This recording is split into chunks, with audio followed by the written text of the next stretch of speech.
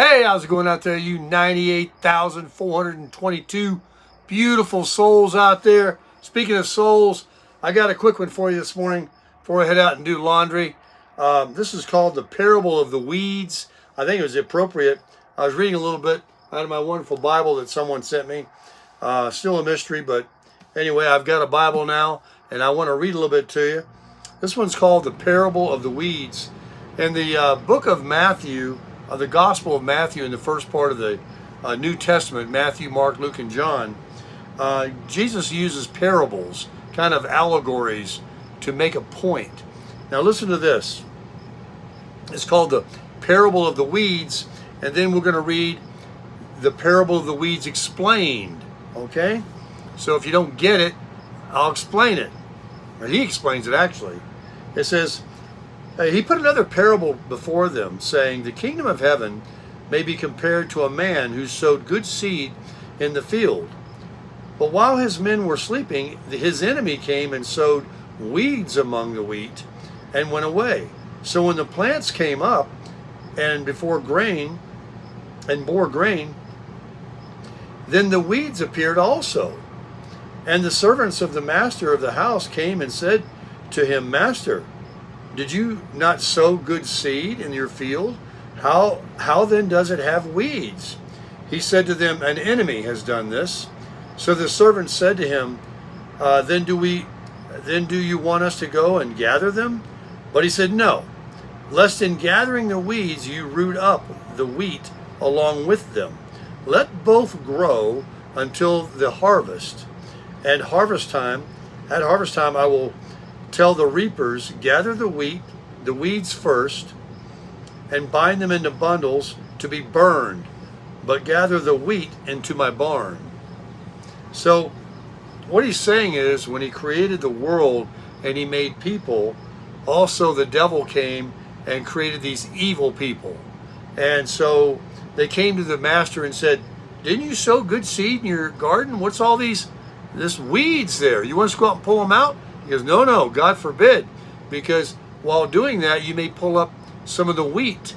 Let them grow together till the end of the age, see? Let me explain it right here. The parable of the weeds explained. Then he left the crowds and went into the house. And his disciples came to him, saying, Explain to us the parable of the weeds of the field. He answered, The one who sows the good seed is the Son of Man. The field is the world, and the good seed is the sons of the kingdom.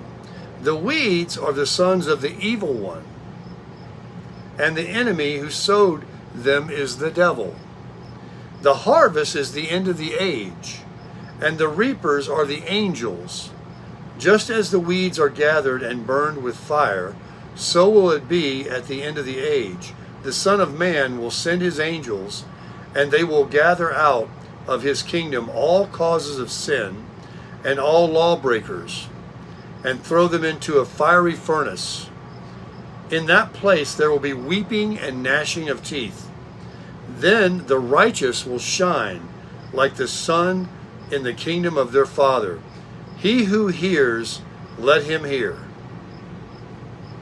So, there you go, folks.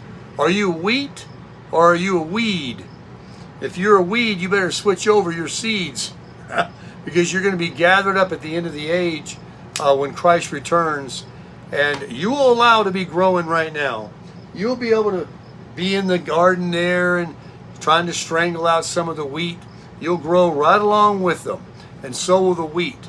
But at the end, there's going to be a separation. And the angels will come, and they will know you by your fruit, and God will know you by your heart, and you will be gathered, and you will be taken to heaven. And the weeds, it's not very good for them. They will be gathered, they will be bundled, they'll be thrown into a fiery pit where there'll be gnashing of teeth and hating life. Now you can take that any way you want, if you believe in a hell or an actual burning fire. But if you are separated from God, if you're separated from the end of the age, and after you take your last breath, and your soul goes to be in another place, even if it's another world in the universe somewhere out there, that God recreates you, but you're in a happy place, versus you being one of these weeds that in the end you take your last breath, and the next thing you know when you wake up is you are in a very, very unhappy place, and you'll have gnashing of teeth, and it'll be forever.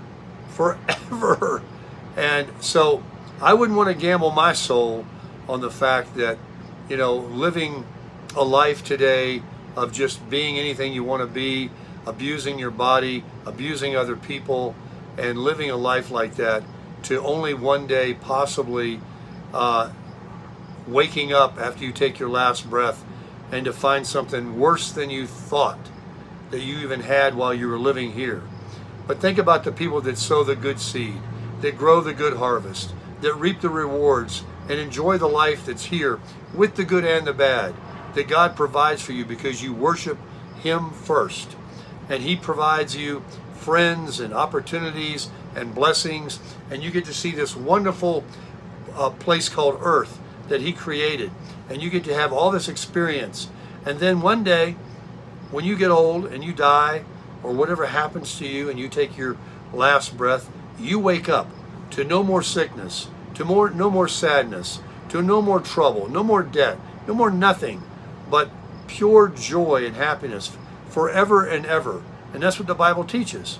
So why would anybody choose to be any different than the best they can be and the best they can be towards someone else? Think about that, folks, and get out there today and crush it.